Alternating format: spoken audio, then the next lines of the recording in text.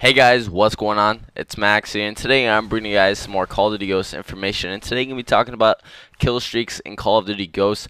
So they decided to bring back the 3 strike packages: support, specialist, and assault. But instead of going over all 3, I'm just going to go over support and assault because not much is known about specialist. It might just be exactly the same, but nothing is known. They did not show any footage of it at the reveal like a week ago, something like that. So nothing is really known. So I'm just gonna go over support and assault.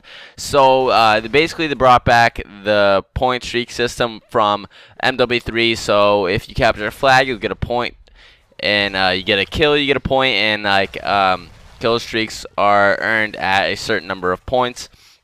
So I'm going to be going over all the different kill streaks in each package and how many points you need to get them. So for the assault strike package, you have the SATCOM, which replaces the UAV as a stationary ground-based version. It's on the ground instead of up in the air. The person who earns it places it down somewhere, and it can still be destroyed, but obviously you don't have to look up in the air. So let's go find it on the ground, and it can be destroyed. So there's basically three tiers to the SATCOM. When you call in one SATCOM, it shows enemies on the radar that you and your teammates see/encounter, and then once there are 2 SATCOMs on the ground, it acts as a normal UAV by sweeping the map every few seconds, and then when there's 3 SATCOMs on the ground, it works like an advanced UAV from Modern Warfare 3, showing the enemies as arrows, which indicates the way they are facing. And also the wiretap perk allows you to stack enemy SATCOMs as your own. And I went over all the different perks in my latest video. If you guys haven't watched that, go check that out. And also I talk about the new perk system. So for 4 points/kills, you have the IMS returning from MW3. You all know what that is. 5, you have the guard dog, otherwise known as Riley. The guard dog will automatically follow you and attack enemies. It also growls when enemy players are near. They showed this at the reveal live stream, which it looked pretty cool. It didn't look that good, but it's 5 points, so that's pretty good. You have the good old sentry gun returning yet again. I think it's been in so many games at 6 kills/points. At 6, we have the Battle Hind/attack helicopter. It basically just circles the map and automatically engages enemies. At 7, we have the Vulture, which deploys a low-flying drone that attacks enemies. It's a dual rotor instead of a quad rotor. It's basically like the Dragonfire, but it automatically attacks enemies that are around it, and it just flies around by itself.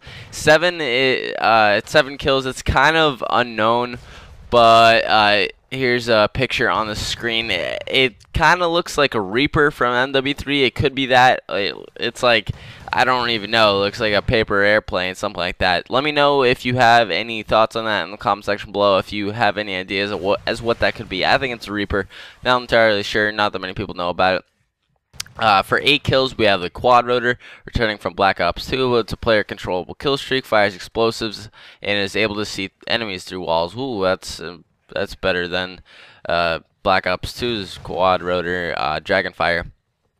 At 9 kills, we have the Juggernaut Maniac, which was featured in the reveal live stream as well. A care package is airdropped into the map that holds the kill streak. Once picked up, the player gets a Juggernaut armor and a combat knife, nothing more.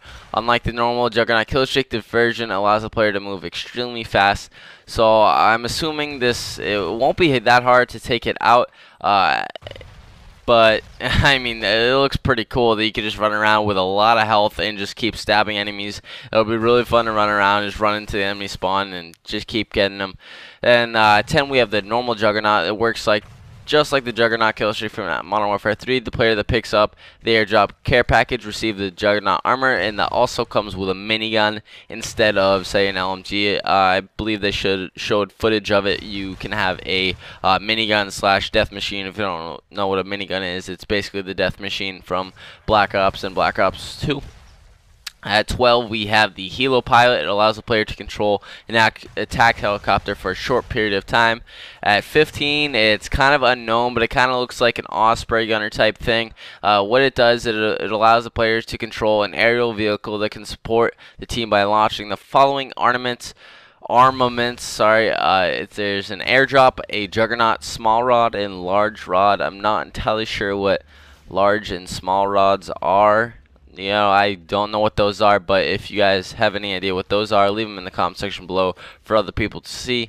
And now for the support strike package, we have the SATCOM at 4 kills instead of 3 kills like it was in the assault care package, assault strike package rather. This makes it a bit harder to get.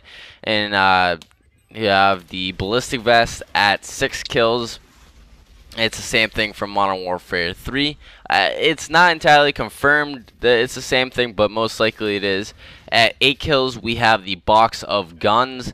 It's not been confirmed how it exactly works, but it sounds like it just drops a care package and it gives you a gun, a random weapon, or random weapons, like multiple random weapons. I'm not entirely sure, maybe for the whole team to use. I don't know about that. At 9 kills, we have the Night Owl, a drone. This is a drone that follows you around, acts as a motion sensor that detects nearby enemies and also deflects missiles that are fired in your direction. Even if you die, the Night Owl continues to help teammates. And then at 10 kills, we have the MAAWS, which fires a rocket that splits into 2, and you can get free guide them with the launcher's laser, which is kind of like the Valkyrie rocket from Black Ops 1. At 12 kills, we have the ground jammer, which disables enemy SATCOMs and killstreaks, which is, I'm assuming, to be sort of like the EMP from previous Call of Duties. At 12, we also have the air superiority, which calls in a fighter jet that engages enemy aircraft. I'm sure this does not actually kill enemies, rather it just tries to destroy enemy aircraft that's in the space. Sorry, that's in the sky. I don't know why I said space. But one thing I would like to also add is that the developers said that they were trying to limit the amount of air-based kill streaks, and also they're trying to limit the amount of support kill streaks that were lethal, because I know a lot of people had a problem with that, and I think they did a semi-good job with it, but there's also some lethal kill streaks I'm going to talk about here in a second.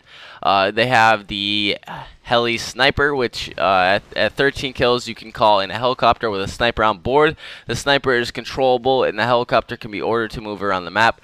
The sniper can be taken out, which ends the kill streak, which is kind of lethal, but it doesn't sound too overpowered for people to complain about. At 14 kills, we have the Oracle, which is a cloaking device that makes you partly invisible. 14 kills, we have the Juggernaut Recon. You can drop in a Juggernaut armor that has a personal radar. I don't know if you are given a pistol or a riot shield or something like that. It does not say anything of that kind. I'm sure you did not get a minigun like you did in the Assault Strike package. All I know is you have the Juggernaut armor at 14 kills. At 16 kills, it is also unknown. This is the same exact thing that was in the Assault Strike package, but rather at 15 kills, at 16 kills. It looks to me like an Osprey gunner. I don't know what type. Maybe it is the Chopper gunner. I don't know about that. It just says it drops airdrop, Juggernaut, small rod, and large rod. Once again, I don't know what large and small rods are. So that's pretty much it, guys. Hopefully you guys did enjoy the video. Thanks so much for watching. I hope you found it helpful. Subscribe if you're new, and I'm signing out. Peace.